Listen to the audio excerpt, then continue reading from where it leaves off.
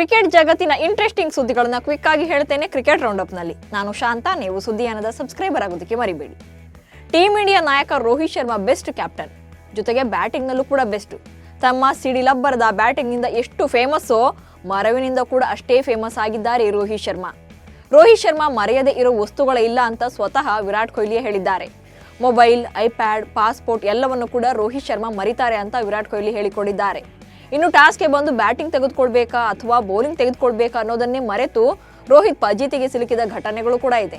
ಇಂಥ ಮರೆಗುಳಿ ರೋಹಿತ್ ಶರ್ಮಾ ಮ್ಯಾಚ್ ಶುರುವಾಗ್ತಿದ್ದಂತೆ ಗೇಮ್ ಪ್ಲಾನ್ ಮಾಡೋದನ್ನ ಮಾತ್ರ ಮರೆಯಲ್ವಂತೆ. ಮಹಾರಾಜ ಟ್ರೋಫಿ T20 ಟೂರ್ನಿಯಲ್ಲಿ ಗಾಯಗೊಂಡ ಸಿಂಹದಂತೆ ಘರ್ಜಿಸಿ ಸ್ಫೋಟಕ ಶತಕ ಸಿಡಿಸಿದ್ದಾರೆ ಕರುಣ್ ನಾಯರ್. ಬೆಂಗಳೂರಿನ ಚಿನ್ನಸ್ವಾಮಿ ಸ್ಟೇಡಿಯಂನಲ್ಲಿ ನಡೆದ ಈ ಪಂದ್ಯದಲ್ಲಿ ಟಾಸ್ ಗೆದ್ದ ಮಂಗಳೂರು ಡ್ರ್ಯಾಗನ್ಸ್ ತಂಡ ಮೈಸೂರು ವಾರಿಯರ್ಸ್ ತಂಡವನ್ನ ಬ್ಯಾಟಿಂಗ್ಗೆ ಆಹ್ವಾನಿಸಿತ್ತು. ಅದರಂತೆ ಇನ್ನಿಂಗ್ಸ್ ಆರಂಭಿಸಿದ ಮೈಸೂರು ವಾರಿಯರ್ಸ್ ತಂಡ ಉತ್ತಮ ಆರಂಭ ಪಡೆದಿರಲಿಲ್ಲ. 3ನೇ ಕ್ರಮಾಂಕದಲ್ಲಿ ಕಣಕ್ಕಿಳಿದ ನಾಯಕ ಕರುಣ್ ನಾಯರ್ ಭರ್ಜರಿ ಬ್ಯಾಟಿಂಗ್ ಮೂಲಕ ಅಬ್ಬರಿಸಿದ್ರು. 27 ಎಸೆತಗಳಲ್ಲಿ ಅರ್ಧ ಶತಕ ಪೂರೈಸಿದ ಕರುಣ್ ನಾಯರ್ ಕೇವಲ 43 ಎಸೆತಗಳಲ್ಲಿ ಸೆಂಚುರಿ ಬಾರಿಸಿದ್ರು. ಈ ಶತಕದೊಂದಿಗೆ ಮಹಾರಾಜ ಟ್ರೋಫಿ ಟೂರ್ನಿಯಲ್ಲಿ ಅತ್ಯಧಿಕ ರನ್ ಬಾರಿಸಿದ ಬ್ಯಾಟರ್ ಎಂಬ ದಾಖಲೆಯನ್ನು ಕೂಡ ತಮ್ಮದಾಗಿಸಿಕೊಂಡ್ರು. ಬೆಂಗಳೂರಿನ ಚಿನ್ನಸ್ವಾಮಿ ಕ್ರೀಡಾಂಗಣದಲ್ಲಿ ನಡೀತಾ ಇರುವ ಮಹಾರಾಜ ಟ್ರೋಫಿ ಟೂರ್ನಿಯಲ್ಲಿ ರಾಹುಲ್ ದ್ರಾವಿಡ್ ಪುತ್ರ ಸಮಿತ್ ದ್ರಾವಿಡ್ ಫುಲ್ ಶೈನಿಂಗ್ ಸ್ಟಾರ್ ಆಗಿದ್ದಾರೆ. ಬಿಗ್ ಇನ್ನಿಂಗ್ಸ್ ಆಡಲು ಸಾಧ್ಯವಾಗದೇ ಇದ್ರೂ ಕೂಡ ಸಮಿತ್ ಹೊಡೆಯೋ ಸಿಕ್ಸರ್ ವೈರಲ್ ಆಗ್ತಾ ಇದೆ. ನಿನ್ನೆ ನಡೆದ ಪಂದ್ಯದಲ್ಲೂ ಕೂಡ ಸಮಿತ್ ಸಿಡಿಸಿದ ಏಕೈಕ ಸಿಕ್ಸರ್ ಮೈದಾನದಲ್ಲಿ ನೆರೆದಿದ್ದವರನ್ನ ರೋಮಾಂಚನಗೊಳಿಸಿದೆ. ಸಮಿತ್ ಫೈನ್ ಲೆಗ್ ಮೇಲೆ ಸಿಡಿಸಿದ ಭರ್ಜರಿ ಸಿಕ್ಸರ್ಗೆ ಪ್ರೇಕ್ಷಕರು ಅಚ್ಚರಿ ವ್ಯಕ್ತಪಡಿಸಿದ್ದಲ್ಲದೆ ಮೈದಾನದಲ್ಲಿ ಹುಚ್ಚೆದ್ದು ಕುಣಿದಿದ್ದಾರೆ. ಟೀಮ್ ಇಂಡಿಯಾದ ಮಾಜಿ ವೇಗಿ ಜಹೀರ್ ಖಾನ್ ಲಕ್ನೋ ಸೂಪರ್ ಜೈಂಟ್ಸ್ ಪರ ಹೊಸ ಇನ್ನಿಂಗ್ಸ್ ಆರಂಭಿಸಲಿದ್ದಾರೆ. ಜಹೀರ್ ಖಾನ್ ಅವರನ್ನ ಮೆಂಟರ್ ಆಗಿ ಆಯ್ಕೆ ಮಾಡಿಕೊಳ್ಳೋಕೆ LSG ಫ್ರಾಂಚೈಸಿ ಆಸಕ್ತಿಯನ್ನು ತೋರಿಸಿದೆ. ಲಕ್ನೋ ಫ್ರಾಂಚೈಸಿ ಆಲ್ರೆಡಿ ಜಹೀರ್ ಖಾನ್ ಅವರೊಂದಿಗೆ ಮಾತುಕತೆ ನಡೆಸಿದೆ. ಈ ಮೂಲಕ ಟೀಮ್ ಇಂಡಿಯಾದ ಮಾಜಿ ಎಡಗೈ ವೇಗಿಯನ್ನ ಕರೆತರೋಕೆ LSG ಫ್ರಾಂಚೈಸಿ ಮುಂದಾಗಿದೆ.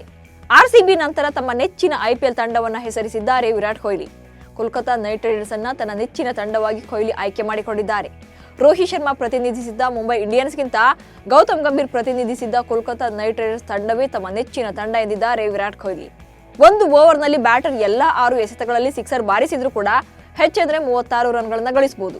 ಆದ್ರೆ ಇದೀಗ ಸಮೋವಾ ದೇಶದ ವಿಕೆಟ್ ಕೀಪರ್ ಬ್ಯಾಟರ್ ಡೇರಿಯಸ್ ವಿಸರ್ ಒಂದೇ ಓವರ್ನಲ್ಲಿ ಬರೋಬ್ಬರಿ 39 ರನ್ ಸಿಡಿಸುವ ಮೂಲಕ 17 ವರ್ಷಗಳ ಕಾಲ ಯುವರಾಜ್ ಸಿಂಗ್ ಹೆಸರಿನಲ್ಲಿದ್ದ ದಾಖಲೆಯನ್ನ ಅಳಿಸಿ ಹಾಕುವಲ್ಲಿ ಯಶಸ್ವಿಯಾಗಿದ್ದಾರೆ. 15ನೇ ಓವರ್ನ ಮೊದಲ 3 ಎಸೆತಗಳಲ್ಲಿ ಡೇರಿಯಸ್ ವಿಸರ್ ಸಿಕ್ಸರ್ ಸಿಡಿಸಿದ್ರು. 4ನೇ ಎಸೆತ ನೋ ಬಾಲ್, ಆದ್ರೂ ಭರ್ಜರಿ ಸಿಕ್ಸ್ ಆಗಿತ್ತು. ಮರು ಎಸೆತದಲ್ಲಿ ಮತ್ತೊಂದು ಸಿಕ್ಸ್. 5ನೇ ಓವರ್ನಲ್ಲಿ ಯಾವುದೇ ರನ್ ಇಲ್ಲ. 6ನೇ ಎಸೆತ ನೋ ಬಾಲ್, ಮತ್ತೊಂದು ಸಿಕ್ಸ್. ಮರು ಎಸೆತ ನೋ ಬಾಲ್. ಕೊನೆಯ ಎಸೆತದಲ್ಲಿ ಭರ್ಜರಿ ಸಿಕ್ಸ್. ಈ ಮೂಲಕ ಡೇರಿಯಸ್ ವಿಸರ್ ಒಟ್ಟು 39 ರನ್ ಕಲೆ ಹಾಕಿದ್ದಾರೆ. ನಾನು ಭಾರತದ ಅತ್ಯುತ್ತಮ ಸ್ಪಿನ್ನರ್, ಟೆಸ್ಟ್ ತಂಡಕ್ಕೆ ನನ್ನನ್ನು ಆಯ್ಕೆ ಮಾಡಿ ಎಂದು ತಮಿಳುನಾಡಿನ ಯುವ ಸ್ಪಿನ್ನರ್ ಸಾಯಿ ಕಿಶೋರ್ ಮಾಡಿಕೊಂಡಿರೋ ಮನವಿ ಈಗ ಸೋಷಿಯಲ್ ಮೀಡಿಯಾದಲ್ಲಿ ವೈರಲ್ ಆಗ್ತಾ ಇದೆ. ಭಾರತ ತಂಡ ಸೆಪ್ಟೆಂಬರ್ 19ರಿಂದ ಬಾಂಗ್ಲಾದೇಶ ವಿರುದ್ಧ ಟೆಸ್ಟ್ ಸರಣಿ ಆಡಲಿದೆ. ಈ ಸರಣಿಗಾಗಿ ಶೀಘ್ರದಲ್ಲೇ ಟೀಮ್ ಇಂಡಿಯಾವನ್ನು ಆಯ್ಕೆ ಮಾಡಲಾಗುತ್ತೆ. ಇದಕ್ಕೂ ಮುನ್ನವೇ ಸಾಯಿ ಕಿಶೋರ್ ನೀಡಿರುವ ಈ ಹೇಳಿಕೆ ವೈರಲ್ ಆಗಿದೆ. ನನ್ನನ್ನು ಭಾರತ ತಂಡಕ್ಕೆ ಆಯ್ಕೆ ಮಾಡೋದ್ರಿಂದ ರವೀಂದ್ರ ಜಡೇಜಾ ಜೊತೆ ಆಡುವ ಅವಕಾಶ ಸಿಗುತ್ತೆ.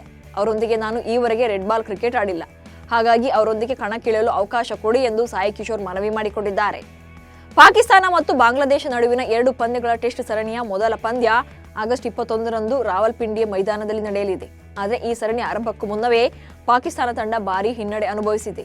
ತಂಡದ ಸ್ಟಾರ್ ಆಟಗಾರ ಅಮೀರ್ ಜಮಾಲ್ ಇಂಜುರಿಯಿಂದಾಗಿ ಇಡೀ ಸರಣಿಯಿಂದ ಹೊರಬಿದ್ದಿದ್ದಾರೆ.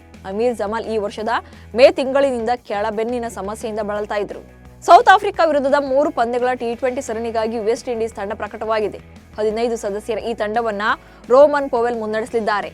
ಈ ಟೀಮ್ನಿಂದ ಸ್ಟಾರ್ ಆಲ್ರೌಂಡರ್ ಆಂಡ್ರೆ ರಸೆಲ್ ಹೊರಬಿದ್ದಿದ್ದಾರೆ. T20 ವಿಶ್ವಕಪ್ ವೇಳೆ ವೆಸ್ಟ್ ಇಂಡೀಸ್ ತಂಡದಲ್ಲಿ ರಸೆಲ್ ಇದ್ರು. ಇದೀಗ ಸೌತ್ ಆಫ್ರಿಕಾ ವಿರುದ್ಧದ ಸರಣಿಯಿಂದ ವಿಂಡೀಸ್ ಆಲ್ರೌಂಡರ್ ಟೀಮ್ನಿಂದ ಔಟ್ ಆಗಿದ್ದಾರೆ.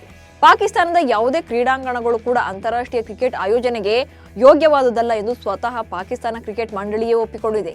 2025ರ ಸಾಲಿನ ICC ಚಾಂಪಿಯನ್ಸ್ ಟ್ರೋಫಿ ಟೂರ್ನಿಯಲ್ಲಿ ಪಾಕಿಸ್ತಾನದಲ್ಲಿ ಆಯೋಜನೆ ಆಗಬೇಕಿದೆ. ಇದಕ್ಕೂ ಮೊದಲು ಎಲ್ಲಾ ಕ್ರೀಡಾಂಗಣಗಳ ದುರಸ್ತೀಕರಣ ಮಾಡಬೇಕಿದೆ ಎಂದು PCB ಮುಖ್ಯಸ್ಥ ಮೊಯ್ಸಿನ್ ನಖ್ವಿ ಒಪ್ಪಿಕೊಂಡಿದ್ದಾರೆ. ಕರಾಚಿ ರಾಷ್ಟ್ರೀಯ ಕ್ರಿಕೆಟ್ ಸ್ಟೇಡಿಯಂನಲ್ಲಿ ದುರಸ್ತೀಕರಣದ ಕೆಲಸ ನಡೀತಾ ಇದೆ. ಇದೇ ಕಾರಣಕ್ಕೆ ಪಾಕಿಸ್ತಾನ ಮತ್ತು ಬಾಂಗ್ಲಾದೇಶ ನಡುವೆ ನಡೆಯಬೇಕಿದ್ದ ಟೆಸ್ಟ್ ಸರಣಿಯ 2ನೇ ಪಂದ್ಯವನ್ನ ರಾವಲ್ಪಿಂಡಿಗೆ ಶಿಫ್ಟ್ ಮಾಡಲಾಗಿದೆ. ಇವಿಷ್ಟು ಇವತ್ತಿನ ಕ್ರಿಕೆಟ್ ರೌಂಡಪ್ ಸುದ್ದಿಗಳು. ನಮಸ್ಕಾರ.